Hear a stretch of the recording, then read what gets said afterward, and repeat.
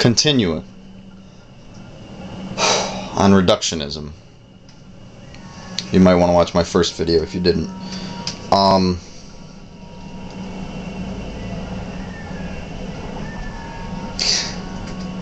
There is a plenitude of examples of reductionist thought in our society. A good place to start might be a choose-your-own-adventure book, and hopefully you're familiar with them. Go through one. Go through one a couple times. Make different choices. After a while, with the same book, it seems like an exercise in futility, because you come to realize at the end of each page, where you're given a lot of information, nuanced details, you're given 2, possibly 3 choices of how to proceed. Okay? For example, say you were reading a choose-your-own novel, a choose-your-own-adventure novel, in which you are presented with the scenario of ending up with a gun in your back pocket and being in the presence of the vice president without security around. At the bottom of your page it says, do you choose to 1. Ask the president in detail about his policies and whether his intent is in fact to reduce America to oblivion so that a North American Union can be formed, with the end goal of combining that with the other regional unions to create a world government so that all control of the system is in one place. Go to page 36. 2. Do you bitch slap the vice president and run away? Go to page 42. 3. Do you wet your pants because you're scared shitless of this man that you think might be a cyborg, and then cry because you've soiled yourself in front of the Vice President of the United States? Go to page 89. Now, the problem with this, obviously, is that there was no option given to pull out your gun and shoot him in the head, as well as other options, like pulling out your gun and shooting yourself in the head, because of the insanity of ending up in such a stupid scenario. Okay, now, other examples. So a choose-your-own-adventure is a very factual, very tangible depiction of reductionist thought. Now, this can be extended to Fox News Channel, where what they will do is they will present the viewpoint they wish for you to adopt with supporting features. Then they present option 2 to you, which is a rather meek person from the opposing viewpoint who doesn't explain himself very well, seems unprepared, and does not stand up to pressure. And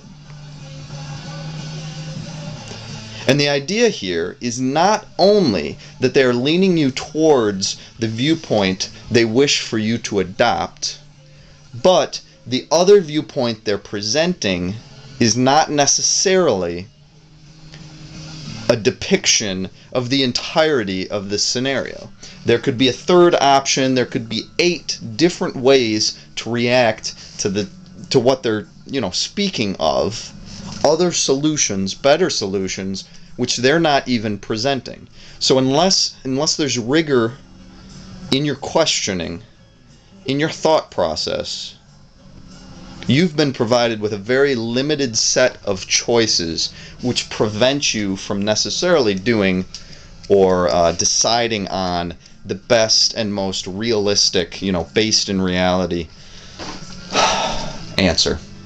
Now, to go forward with this, traditional media, it's easy to see how this can occur there.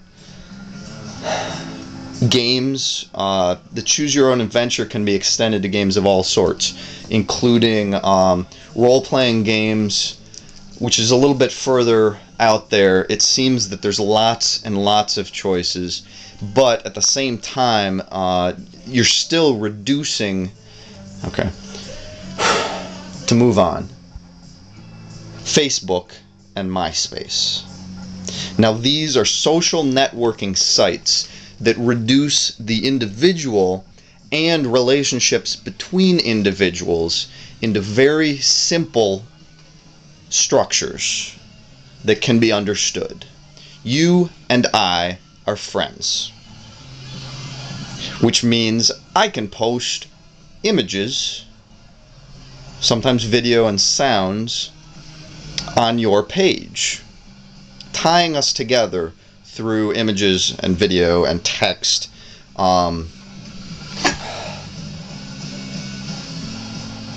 These are not social, though. They're not fully social. They're not human.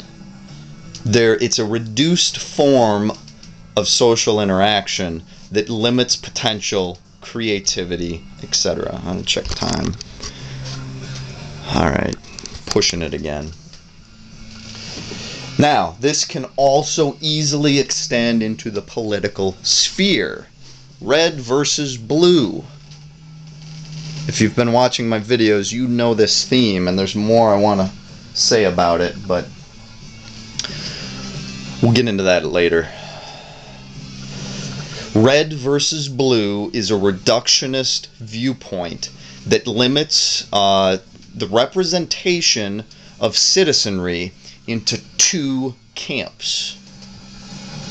Now, if you take a look just at your immediate family or your immediate friends or people you know at work, how many viewpoints are there? If you've discussed anything political, haven't you noticed that there are intense nuances? And for a simple example, the Republicans have claimed for a long time to be the party of small government. Yet, under our current Republican administration, we've had the biggest expanse in spending ever. The budget was basically brought in line by our last Democratic administration. There were even surpluses in the budget, which have now been turned into more deficit, debt, increasing. You know, the military spending is out of control, and it can't be analyzed by the public because it's shrouded under national security. Now I'm kind of getting off topic, but at least I didn't get too passionate, right? Alright, so even our political system is intensely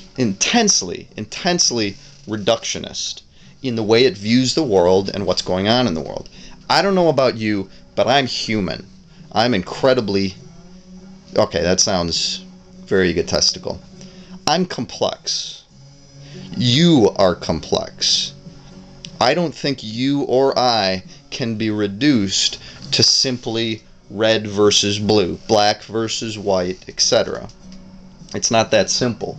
And our system does not represent us because it does not take into account the complexity that is us, that is humanity. Yeah, that's a good place to stop.